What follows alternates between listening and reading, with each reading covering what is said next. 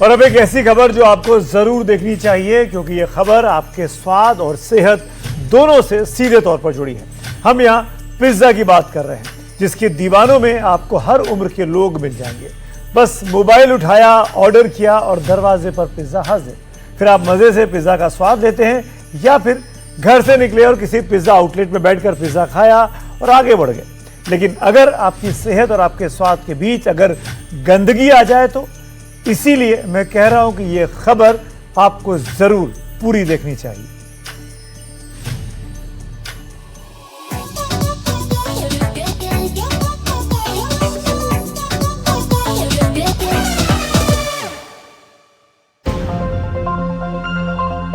Classic margherita, pepperoni, Hawaiian, fusion और न जाने क्या क्या, ये सब पिज्जा की अलग अलग वैरायटी हैं। जितनी लंबी ये वैरायटी लिस्ट है, उतनी ही बड़ी पिज्जा की फैन फॉलोइंग भी है, जिसमें बच्चों से लेकर दादाजी तक सब शामिल हैं। लेकिन यहीं पर कुछ सवाल भी हैं,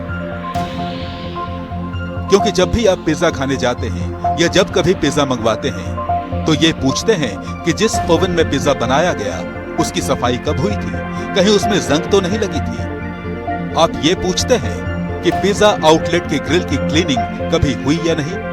कभी ये पूछते हैं कि पिज्जा आउटलेट में कहीं एक ही तेल बार बार तो इस्तेमाल नहीं किया जा रहा। कभी ये पूछते हैं कि पिज्जा आउटलेट ने पेस्ट कंट्रोल करवाया या नहीं। कभी आप ये पूछते हैं कि हाइजीन यानी साफ सफाई के मानकों की अनदेखी तो नहीं हो रही।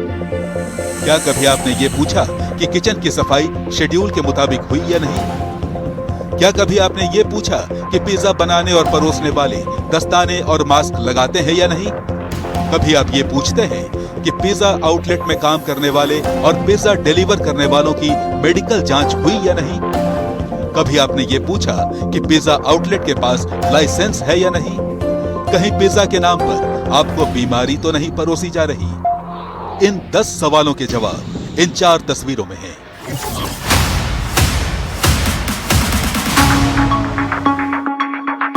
ये तस्वीरें आई हैं तेलंगाना से, जहां खाद्य सुरक्षा विभाग ने पूरे राज्य में अभियान चलाकर पिज्जा आउटलेट्स पर छापा मारा।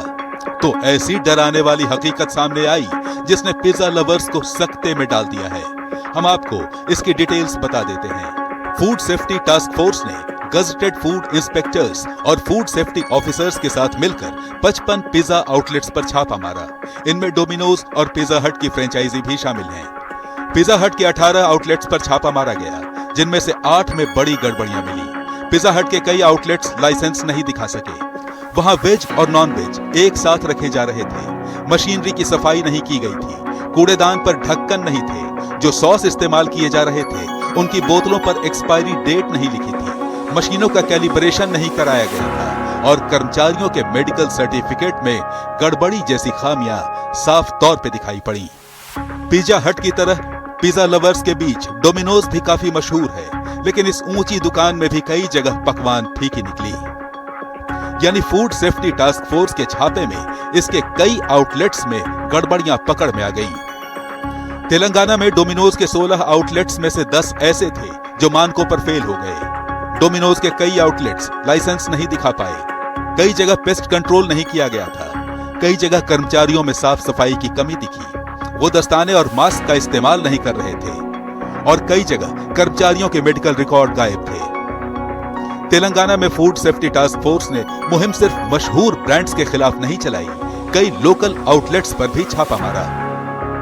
छापामार दस्ते ने 21 लोकल पिज्जा आउटलेट्स और बेकरी की जांच की, तो उनमें से 6 में धड़ल्ले से नियम तोड़े जाने की बात सामने आई। जैसे एक ही तेल को बार बार इस्तेमाल किया जा रहा था, बिना लेबल वाली सामग्री इस्तेमाल की जा रही थी, ओवन में जंग लगी थी और साफ सफाई का पता नहीं था।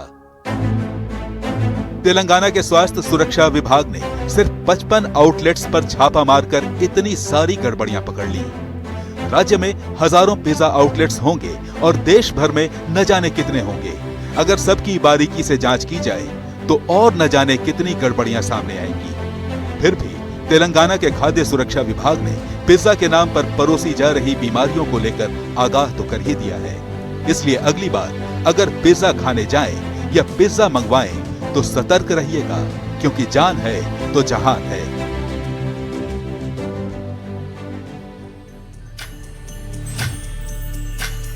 जो पिज्जा बहुत स्वादिष्ट लगता है वो दरअसल बहुत खतरनाक साबित हो सकता है।